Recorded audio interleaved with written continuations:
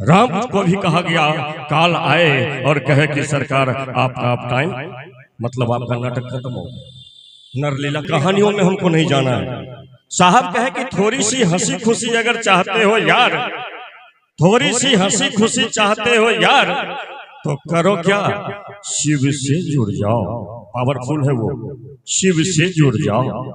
हो सकता है थोड़ी सी हंसी खुशी मिल जाए, दीवानगी मिल जाए, और जब दीवानगी मिलेगी तो आप नाचने लगेंगे। मीरा भी नाचने लगी थी और उसके बाद दुनिया पागल करती है। चलिए कोई बात नहीं है। सबसे बड़ा रोग क्या कहेंगे लोग, सबसे बड़ा रोग क्या कहेंगे लोग। अरे शुरू के दौर में तो छिप छिप के मिलता ही है, लेकिन बाद में कहता है कि अब पर्दा उठा बैठे, जो होगा देखा जाएगा। साहब कहा करते थे कि तेरी महफिल में किस्मत आजमा के हम भी देखेंगे। साहब कहा करते थे तेरी किस्मत, तेरी महफिल में किस्मत आजमा कर हम भी देखेंगे। थोड़ी थोड़ी नजदीक शिव के आके हम भी देखेंगे। और शिव की दुनिया में शिव भाव होता है, वहां ईर्ष्या, द्वेष, क्रोध, नफरत। जैसे जैसे शिव से राग होगा, संसार से वैराग्य होगा।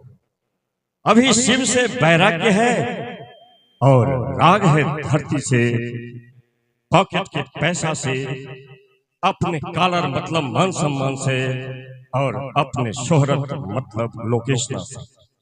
ये पुत्रेशना, वित्तेशना और लोकेशना के फेरे में, धरती के सुख के आकर्षण के फेरे में, सांसारिक सुखों की परिधि में, दीर्घकालिक योजनाओं की परिकल्पना और उसके कार्यान्वयन में हम जगत की अपनी अल्पकालिक यात्रा भूल जाते हैं। अपनों की चिंता हमें सताती है, अपनी अल्पकालिक यात्रा भूल जाते हैं, विस्मित हो जाते हैं। हमारा बेटा के की होती, अब देखिए अपनी चिंता भुला रहे हैं। बेटा साथ नहीं जाएगा, पत्नी साथ नहीं जाएगी। फिल्मी गाना गाता है, नेकी तेरे साथ चलेगी बाबा, साथ यही एक बात चलेगी बाबा, संग न देंगे बंधु बाराती। जितना बाराती गया था शादी में, संग न देंगे बंधु बाराती, और लाइफ पार्टनर भी नहीं, संग न देंगे जीवन साथी। साथी कौन बनता है, तो एवरेडी टॉर्च, जो अंधेरे का जीवन साथी है। ये लाइफ पार्टनर जीवन साथी नहीं बन पाता है, वो छोड़ देता है। कभी पति पत्नी को छोड़ दिया, कभी पत्नी पति को छोड़ दिया। जी हाँ, दो हंसों का जोड़ी बिछुड़ गया। नैया संग तूफान बनाया, मिलन के साथ जुदाई, जा देख लिया हर जाई। वारे शिव की दुनिया, हम उस दुनिया में बैठे हैं जो सारा क्रीम छांट के रख लिया शिव। जब दशरथ जी मर गए तो राम और लक्ष्मण वन में सीता के साथ, और भरत और शत्रुघ्न ननिहाल में, 4 पुत्र दशरथ के कोई भी सामने नहीं थे, और पुत्र के वियोग में दशरथ प्राणांत कर लिया। ऐसा वहां कुछ काम हो सकता है। काम क्या होगा? ये पुत्रेशना, वित्तेशना और लोकेशना अगर काम बन गया, उसको कहा गया है भोग। जी हाँ, और दूसरा चीज गुरु देते हैं, वो तो देवता के रूप में भी दे देंगे, भोग।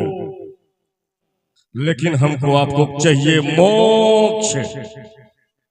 मोक्ष का मतलब होता है भोगों से तृप्ति, भोगों से तृप्ति। बच्चे को सिखलाया जाता है, इच्छा ही आविष्कार की जननी है। बच्चे आगे की ओर बढ़ते हैं, संसार की ओर बढ़ते हैं, फिर उसे सिमटना पड़ता है। अध्यात्म कहती है कि इच्छा नहीं तो आवश्यकता नहीं, उसी को तृप्ति, मुक्ति, मोक्ष चाहे जो भी कह लीजिए। जी हाँ,